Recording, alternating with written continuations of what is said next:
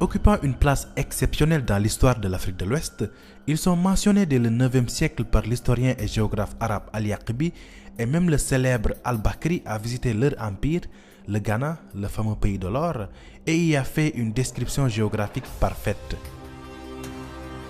Appelés Saraxolé par les Wolofs ou Maraka par les Bambara, ils se désignent eux-mêmes par le terme de Soninké, et le territoire qu'ils occupent actuellement s'étend sur 800 km d'est en ouest, de la moyenne vallée du Sénégal jusqu'au delta intérieur du Niger. Bien que leur ethnie est plus ancienne que celle des Manding, ils sont culturellement classés dans le groupe Mandé de par leur langue, le Soninké, mais ils forment un groupe ethnique à part entière. Ils avaient une organisation sociale et politique très avancée et dans tous les domaines du génie humain, ils dépassaient de loin les peuples voisins. Dans cette vidéo, nous allons vous présenter ce vaillant peuple que sont les Soninké et l'impact historique qu'ils ont eu en Afrique de l'Ouest.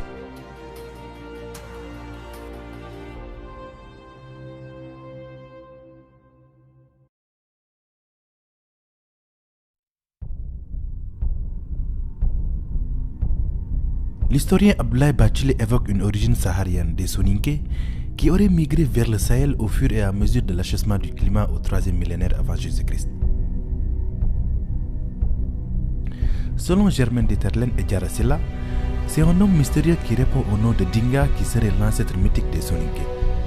Il était appelé Karé, c'est-à-dire ancien patriarche, et serait né en Égypte à Sona, nom que les Soninké avaient donné à Aswan.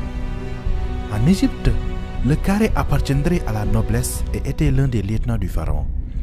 Ainsi, selon cette thèse, les Soninké seraient originaires de la Haute-Égypte, dans la région de Sona, et selon la tradition orale Soninké rapportée par plusieurs Guesséré, autrement dit griots Soninké, leur nom même signifierait un habitant de Sona.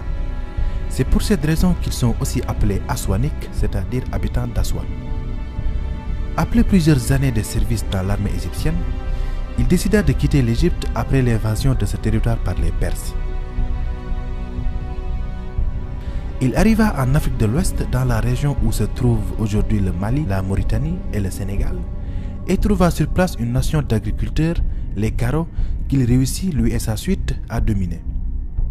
Les troupes de Dinka étaient d'excellents cavaliers, et ils étaient armés de lances, d'épées, de boucliers et d'armures de fer. C'est dans ce cadre que ces Soninké créèrent le royaume de Ouagadou vers le 3e siècle avant Jésus-Christ. Igo Khassé Dinga est l'ancêtre des Soninké portant les patronymes de Ouagé, Diaby, Gassama, Doukouré, Sissé, Silla, Tandjan, Sohona, Touré, Djane, Berete, Saho, Sissoko, Bakayoko, Baradji et des patronymes qui en sont dérivés.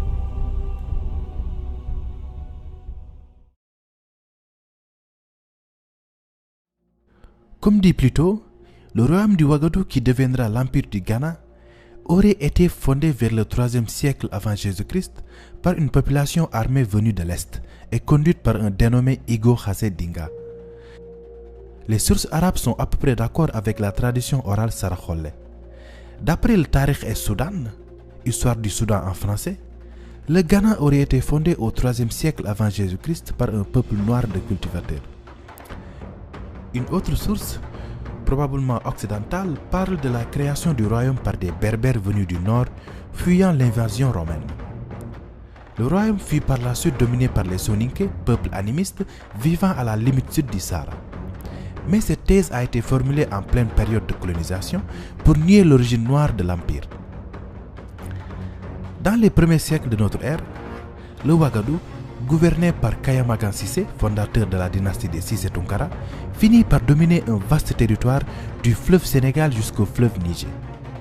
Le roi fondait son pouvoir sur le culte du Ouagadou Bida, le dieu serpent, et portait le titre de Kayamagan ou roi de l'or.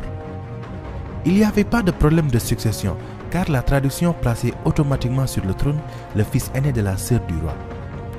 Donc, comme les Sérères, les Soninké aussi avaient une société matrilinéaire. En 1734, les premiers arabo-berbères pénètrent au Ghana. L'occupation du Maghreb par les Arabes favorisait le trafic de l'or et des esclaves entre le Ghana et Sidi Massa, provoquant son ouverture et le développement du commerce transsaharien. L'empire du Ouagadougou, comme celui de Rome, fut d'abord celui d'une ville, une capitale dont le nom se trouve mentionné pour la première fois, semble-t-il, dans les écrits de Al-Yaqbi et dans Mourouj al-Dhahab, autrement dit les prairies d'or de Al-Masoudi. Il fut visité dans la seconde moitié du Xe siècle par le célèbre géographe arabe Ibn Hawqal et même Al-Bakri, donnant au siècle suivant une description assez détaillée de l'empire. L'empire n'était appelé Ghana que par les Arabes qui la firent connaître sous son nom en Europe et en Asie. Mais ce nom n'était pas sans doute la bonne. Si l'on en croit à Al-Bakri et ses récits sur le Soudan occidental, ce terme serait l'un des titres portés par le souverain, que l'on désignait encore sous celui de Kaye Magan ou tout simplement Magan, qui signifie maître. Quoi qu'il en soit, l'empire s'appelait le Ouagadougou et la ville principale était connue de ses habitants sous le nom de Koumbi ou encore Koumbi Salé. Au fur et à mesure que les années passent, l'opulence de cet empire animiste attirait les convoitises de ses voisins musulmans. Dès 1042, des berbères convertis à l'islam, les Almoravides, aidés par le légendaire Wardjabi du Tekrour, de Père Soninké, entreprirent la conquête du Ouagadougou. La ville d'Aoudaghost fut prise en 1057, puis Koumbi Salé en 1076, mais reprise par les Saraholais en 1087. Cependant, le Ouagadougou se trouve très affaibli et alors débuta son lent déclin par un démembrement progressif. Les populations de l'empire, hostiles à l'islam imposé par la force, commençaient à immigrer. Ceci, additionné à la chasseresse qui avançait vers le sud, rendait le Ghana invivable. Les guerres, la chasseresse, les risques de famine et l'épuisement de l'or collecté avaient contraint les Soninké de l'empire de Ouagadougou, qui peuplaient le Sahel, à émigrer par vagues successives à des époques diverses vers le sud, sur les rives du Sénégal et du Niger, notamment dans la région du Mandé. La nation se dépeuple et ses armées se trouvent donc moins puissantes. Après la chute de l'empire, les Soninké se dispersent dans toute l'Afrique de l'Ouest, donnant ainsi naissance à partir du XIIe siècle à plusieurs sous-ethnies, dont les Bozo, Soninké devenus pêcheurs sur le fleuve Niger. De ce fait, le royaume mandingue de Djara et celui du Soso de Soumankhourou Kanté acquièrent leur indépendance et le vaste empire du Ghana ne se limitait plus qu'à son noyau originel, le petit royaume du Ouagadougou. Plus tard, les Soninké qui avaient remonté le fleuve Sénégal créèrent le Ngalam, ancien royaume qui se trouvait au sud du Fouta-Toro et à l'est du Djolof. Le roi portait le titre de Tunka, titre qui était attribué aux princes dans l'empire du Ghana. Ils ont également propagé l'islam, car les Saraholais font partie des premiers en Afrique subsaharienne à être islamisés. C'est à cause de toutes ces migrations que le voyage est une tradition chez les Soninké.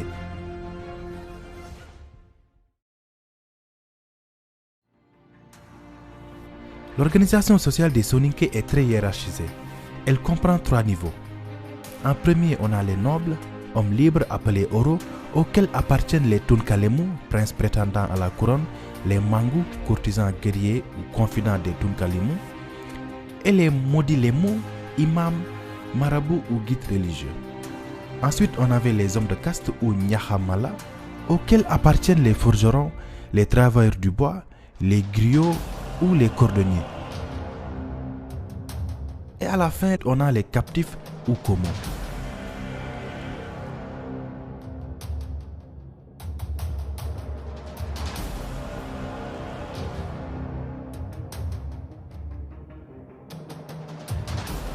Issu d'une famille soninké du Fouta-Toro, Mohamed Silla Touré naquit en 1443 au Fouta-Toro dans l'actuel Sénégal.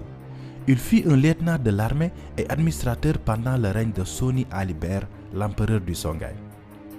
Gouverneur d'Ombori, il portait le titre de Omborikoy et faisait partie des élites musulmanes opposées à Soni Alibert en raison de la fidélité de ce dernier au vitalisme, c'est-à-dire à l'animisme. En 1492, Soni Alibert mourut noyé dans un torrent en faisant une expédition en pays gourmand au sud de l'Empire. Après la mort de l'empereur, sa succession allait se disputer entre son fils et successeur désigné Soni Baro et le général Mohamed Touré.